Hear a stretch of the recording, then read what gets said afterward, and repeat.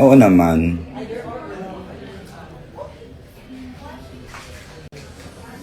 Yun na nga ang nangyari, nagamit nga ang ano niya, ang pangalan niya kasi nga, 'di ba?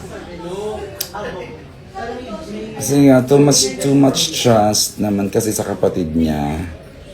Kaya tapos may nangyaring gano'n na parang wala namang problema na ka-business partner niya ang kapatid niya. Kung wala sana naging problema, kung hindi sana nagkaroon ng, 'di ba, ng maling handling, yung parang gano'n na deliberately alam pa lang, hi, the words have to, gano'n, I cannot put it in words, pero obviously, Kim felt the harm, kaya she needed to do that.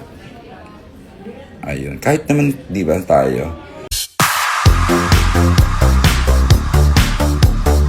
Kim Chiu nagsalita na hinggil sa detalye ng isinampa niyang kaso laban sa kapatid na si Lakam Chiu.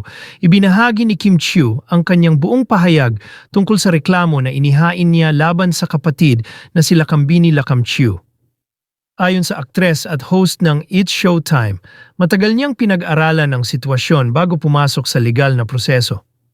Ang pangunahing dahilan ay ang natuklasang umano'y malaking kakulangan sa pondo na kaugnay ng kanilang negosyo, bagay na hindi niya pinalampas dahil nakapaloob dito ang asset na matagal niyang pinaghirapan.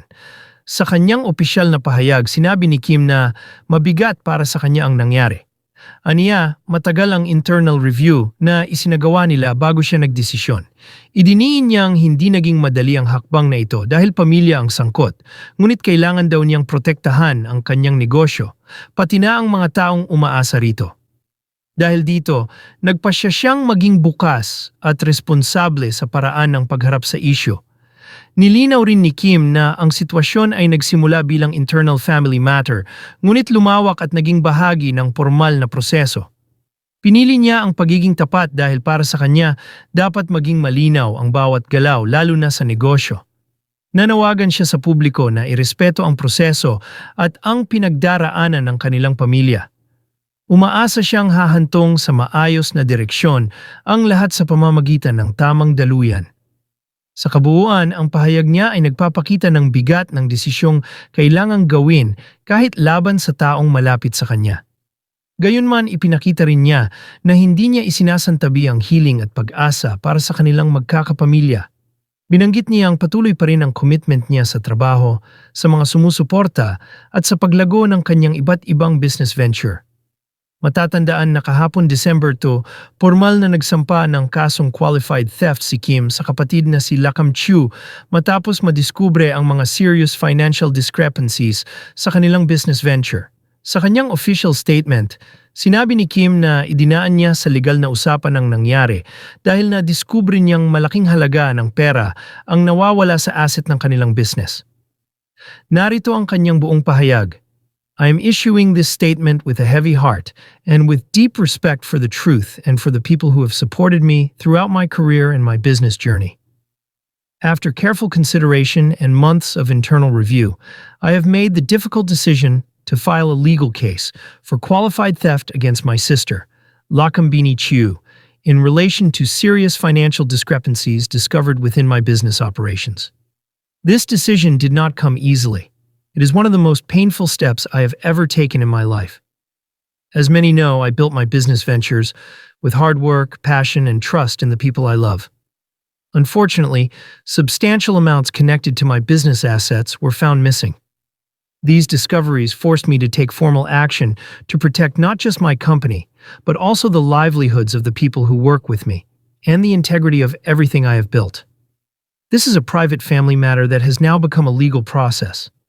I am choosing transparency, responsibility, and accountability, not only for myself, but also for the brand and community that has supported me from the beginning. I ask for understanding, respect, as our family navigates this very difficult chapter. I am hopeful that through the proper legal channels, clarity and fairness will prevail. Despite this painful situation, I remain committed to my work, my supporters, and the continued growth of my business ventures. I also continue to pray for healing and resolution for everyone involved. Thank you for your support, compassion, and respect during this time. Ayon sa ulat, aabot ng 300 milyong piso ang nawala sa pera ni Kim, kasama na ang ibang ari-arian. Samantala komento naman ng ilang netizens, tama lang yan. Nakakasad pero dapat di natin i-tolerate na abusuhin tayo ng kamag-anak natin. Kim didn't just lose money, she also lost her relationship with her sister. Kung minsan talaga kahit masakit, may mga bagay kang need gawin para matuto at hindi na maulit. Nakakalungkot dahil breadwinner na nga si Kim, ginawan pa ng hindi maganda. Basta sugal ubos ka talaga dyan, pag pera talaga ang pag-usapan. Walang kinikilalang kapatid pa dyan, ang sad naman talaga pag ganyan. Pero walang magagawa, may ganyan talagang kapatid. Ang hirap magtiwala kahit kamag-anak, real talk. Anong klaseng ate ni Kim? Lahat ng kailangan ng pamilya niya si Kim nag-provide tapos lolokohin. At pag nanakawan mo, mismo yan sila Kam may sweldo kay Kim, ay sayang ang pagiging magkapatid. Pinangsugal ang perang hindi ikaw, ang naghirap dugo at pawis pagod at puyat. Tapos sarili mong kapatid, magtra-traidor sa'yo. Tama yan Kim, para naman alam nila Kam, di dahil kapatid mo siya ay di mo nagagawin ang dapat eh. Tama ang maling gawain.